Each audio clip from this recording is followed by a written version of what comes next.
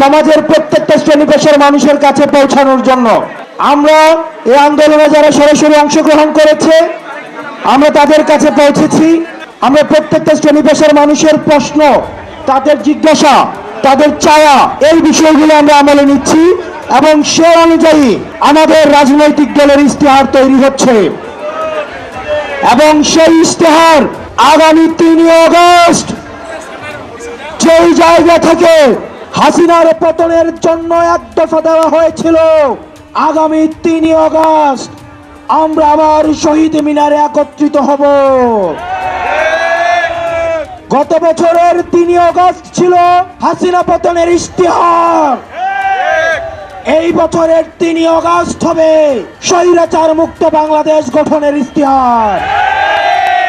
প্রিয় তরুণ প্রজন্ম, স্কুল কলেজের ড্রেস পরা আমার শিক্ষার্থীরা, পরবর্তী বাংলাদেশে আমাদের অনেক দায়িত্ব রয়েছে, আমাদের উপরে মানুষের ভরসা রয়েছে, আস্থা রয়েছে।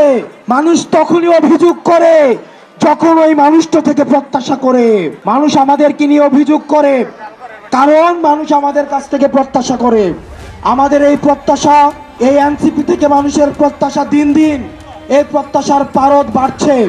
এই প্রত্যাশার পারদের সাথে সাথে আমাদের দায়িত্ব বাড়ছে। এখানে যতজন মানুষ এসছেন আপনাদের বাংলাদেশের প্রতি দায়িত্বশীল হতে হবে।